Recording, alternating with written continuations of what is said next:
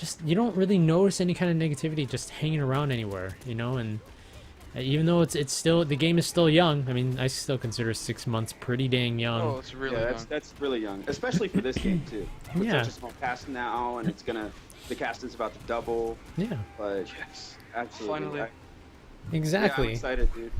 Like, Um, we needed it. Like for sure. we're playing a game for 6 months with eight players, eight I mean characters. that's already pretty amazing, Yeah, to say the least. But yeah, so I wanted to say one thing to go along with what Grims is saying in terms of this community having very little drama. You guys know Roguish Ninja, right? This guy, this guy has made the biggest impact in streams. It's ridiculous, and that's what he wanted to do. So whatever. I mean, it's really I don't get it, but the point is that recently we played on he played on Demon Head stream. Grims, you participated in that, and honestly, the experience that everybody had that was watching that was a very unified. This is really fun. yeah. Like, because of all of the shit that he had put everybody through up to that point, and all of the drama that he tried to start, and the Twitter crap, and all the rest of it. And since then, first of all, he stopped. I haven't seen any negativity from him recently He's at all. probably listening now. Good job. He might be. But the thing is that I thought that was really cool of the community just in general. Yeah, we were Yeah. kind of like poking fun at the whole situation, and everything, but it just kind of came to show that even though we all couldn't stand the stuff that this guy started, he still it was an enjoyable experience to have. It just was. Yeah, I saw it as a phase. Like, how many people can look the other way? How many people can just, you know, not let this get to them and still continue on with their day playing KI, and you know, not letting anything like that affect them. And all I ever heard was, or I always got like this energy from other people, like, hey, you want to see something funny, kind of thing, you know, like that's Yeah. all it was ever amounted to, you know. And Yeah. thing is, like, I don't know, man. Like, again, like, I've seen everything. I've seen everything from Street Fighter, you know. So to me, it was just like another guy, and you know, eventually, you know, stuff like that, they fizz out, and you know, Yep. the community heads in a different direction. The KI heads in a different direction. But in terms of the community, like the KI community in general, I absolutely agree. I think that this community I've seen more general acceptance and more just the desire to help everybody in this game than Yeah. I've seen in any fighting game I've ever played. Yeah. Like I got into fighting games about 5 years ago with Street Fighter was the first game I started trying to take seriously, and then it turned into Marvel, and then Mortal Kombat, and then Injustice, and just a whole list of games that I could talk about. But the reality was that every time I went to an event or went to like I recently went down to Arcade UFO, I never really felt unified with everybody because I played the same game. I expected to be like to walk in, pick up on the cabinet, and somebody go, "Hey, I've never seen you before. Let's play," or something. I expected there to be some kind of community about going into an arcade and playing fighting games with how I'd seen it online. Yeah. It wasn't really there. It's But, ultra rare. It's so rare now. And the thing is that when I went to the Capcom 25th anniversary, and that was the first time that I actually saw the fighting game community that I had only watched online in person. And even though there were some really, really cool people, I met some really, really cool people while I was there, some people I'm still friends with now, I still saw a lot of separation, I guess is what I would call it. Like there's like 6 or 7 different groups of people outside, 20 groups of different people inside, and everybody's got their own kind of niche. And this is the one community that I feel like if we all show up at an event, we're all going to be in the same circle, all hanging out, all chatting it up and talking and playing games together and stuff. It's not separated anymore. Yeah. So this is the most unified community I've ever seen, and I think it's really, really awesome. Yeah, for sure. And maybe it's just giving off, like, I could say that maybe it's only giving off that image because since everything's relatively new, everyone's just finding out about each other, everyone's adding each other, and immediately it just becomes like, okay, let's stay together and learn. But I want to see what happens in this game 2 years from now, you know? Me too. So, I mean, I hope that it stays. I hope that it stays this way, man. I really do.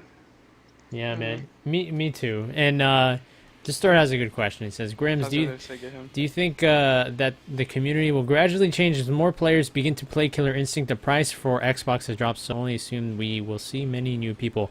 Yeah, every time. Any new person, any like mass like following that this game has will always change things around, because again, it's always the majority who's influenced by what, and whether it's by sportsmanship, or more towards pride, or more towards just character on paper, like, tech or whatever, and who agrees with it, who's not, who's arrogant, who wants to swallow their pride. Yes, it'll always depend on the people, because right now the reason why everything feels so darn fresh, like, I guess you can consider this the golden age of Killer Instinct for the Xbox One right now. Community wise, I mean, but not online, because shit, like, there's still a crap ton of bugs, but like, I honestly, like, that's when everybody doesn't have a grab about each other. Everyone just accepts each other, and everybody wants to play together. But yeah, I agree 100%. The more people that come in, a year from now, 2 years from now,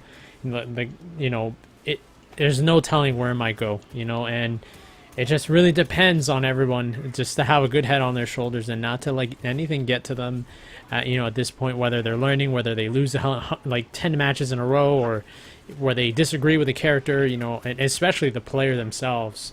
But oh man, I go through emo phases like the core. I really do. Anybody that knows me or that's hung out with me in chat and seen me talk, like, I go through phases where I'm like, dude, I'm just gonna drop Glacius. I can't do this. Grims, you were in on this conversation just recently. Like, I get really emo sometimes and really frustrated, but it's the community that keeps me coming back. Yeah, really, dude. Honestly. Yeah. No matter what goes on, no matter how much I'm getting angry or fed up with this particular mechanic or something like that, I always end up just dealing with it, learning through it and getting past it, and except for Breaking Shadows, as Gutter has kind of. Oh dear. Oh, dude, yeah, that was a phase of my life I hated. Breaking Shadows, especially Orchid, man. I was just like, I hate this game, but it's okay though. I mean, once you get past everything, it's like, you're kind of like reborn for like a couple days until you meet like the next hurdle, and then you gotta start over again. But I mean, a lot of people, like, I don't want to bring up Flexi as an example. I know I have to though, but the thing is, like, he was like head over heels for this game. He loved it. He loved talking about tech and all that stuff, and he didn't take losing very well, that's for sure. And he was definitely one of the best jiggers out there, even though he was, absolutely not modest whatsoever. He was just like, he would just get really crushed, and he was always on the verge of quitting, even though everyone loved him, everyone knew who he was, and it sucked because, and that was probably the like only rare time that everybody came together and were just like, dude, don't quit, but again, like, some people's emotions are just way too strong, like they gotta just choose their decision. It was after NCR, man. It sucks. Oh, here's a good one. Crazy Horse Grims, do you think the Asian community will take KI seriously like they take Street Fighter? Oh, dude, I want them to, but they won't. On that, you don't think so, Gutter? No, I want them to, but they won't. This is not a technical game compared to what they think Street Fighter is. I agree. Marvel wasn't. Yeah, but how many you can name on like one hand how many Japanese people like Marvel? Yeah, that's a really good point. I think that there's a possibility, because Xbox One is recently or soon is going to come out in Japan soon. Absolutely, I absolutely think that there's a possibility that we'll see at least a few people from Japan pick it up. Just a few, even if just a few. Yeah. And the reason I think that's super exciting is because they break games down in ways that nobody does here in the States. Mm-hmm. Like, we've broken KI. We really have. People are doing stuff now that we wouldn't have dreamed of at the very beginning of this game coming out. Yep. Like, I can't imagine what it would be like having in a Japanese player's hands and just like seeing them dissect the game. They do a great job with it, so I'd love to see that. Yeah, same here. I just don't want them discovering stuff that makes us feel like noobs, that's for sure. Yeah, that's what they did with Street Fighter. That's true. That's true. Well, I mean, they could only do that because, I mean, they held on. They actually started vanilla, I believe, way earlier than America did. And the first time I ever actually saw, like, like Japanese going up against Americans was at the GameStop tournament for Vanilla Street Fighter 4 in San Francisco. That was actually the very first thing I ever went to back then before I even had the game, and that's where I first saw players like Daigo, EO, the Dalsim player, and Justin Wong and all that. And Didn't Justin Wong win that tournament? no, wait, no, what? I thought Daigo won.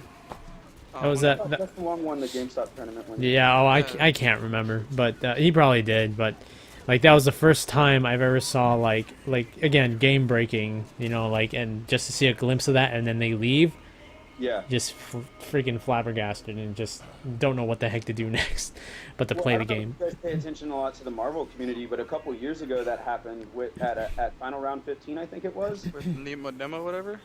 Yeah, not Nemo. I can't remember his name. I really can't. But that guy, he used Rocket Raccoon, and nobody had ever seen Rocket Raccoon used in tournament play at all. And he made it into top 8. I think he even made it into winners finals. Wow. He ended up losing, but he made a huge impact on that tournament. Actually, he might have won that tournament. I don't remember, but it doesn't matter. That guy, he broke Marvel at that point, and everybody had to go and dissect Rocket Raccoon. And I honestly think it's because of Kusuro. That's who it was. Thank you, Kusuru. Dandy Cheeks. Got that one. Good stuff. Yeah. I don't know the name. He did win the tournament. Yeah. Anyways, but that's the thing, man. Like, I'd love to see it. You understand GutterMagic? Really do. I think that the likelihood of it happening is pretty slim because it's not an arcade. Honestly, I think arcades are what really get people excited in Japan. Yeah, that's something. It's withering away really fast here already. Oh yeah, definitely. But I wish everybody was able to go to like a tournament that I go to, like called the Runback. It's so much fun. I know, man. If only it was near everybody, but we just can't be that lucky. It sucks, Like loving KI all the way in NorCal, but then SoCal's having like all the local scenes. It's just sometimes it's just not fair. But I wanted to move on more on the subject of Cinder and TJ combo. We talked about more of his instinct, possibilities, maybe the lowest KV build in the game, maybe. We haven't talked about his dash punch feint, his roll. You can actually cancel it. Oh yeah, that was so sick. And now that makes me actually very curious. It brings up the question: can you cancel it at any moment during the dash, or is it based on strength? You know what I mean? Like that's something I really want to know.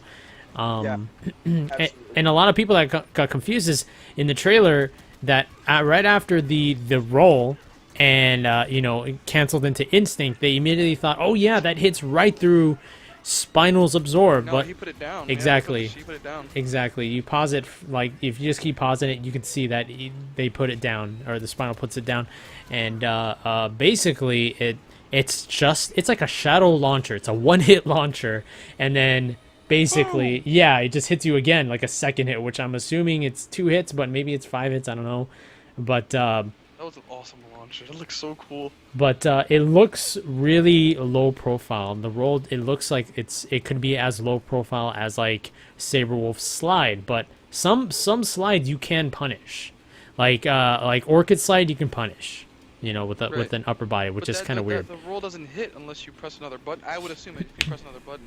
I think that's just a roll until you stop it, maybe. Yeah, that's true. I mean, yeah, if the roll even actually is an attack or just more of a dodge, like that's something. Cool. Yeah. I'm very interested in this character. I mean, of course, not mania or anything, but I wanna definitely play him. Yeah, man.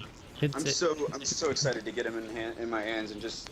Oh man, that character looks so cool. Same here, and if we're right, if he really does all that juggle potential and everything, I can't wait to play it because I love juggling opponents with dragon punches. I mean, like think of what you can do with just punches and kicks or just punches most of all, just uppercuts and. That Grim special there. Yeah, and a lot of people think, a lot of people aren't liking the fact that he's kind of more of an MMA fighter, but again, everybody has a twist, but they're not like too far away from like their original selves. They're still there. And like I said earlier, there's nothing like it's not unusual for a boxer to become an MMA fighter or for a pro wrestler to become an MMA fighter or whatever. It's not unusual within the scope of reality for that to happen. I don't really know why people are so upset about that. Of all the things to be upset about. I know, man. And to think of it that a lot of people don't know that Bruce Lee was one of the first people to introduce MMA fighting. It's like, what's not to love about that legacy? You know, like it's basically everything that everyone has been following, you know, for such a long time. Everyone idolizes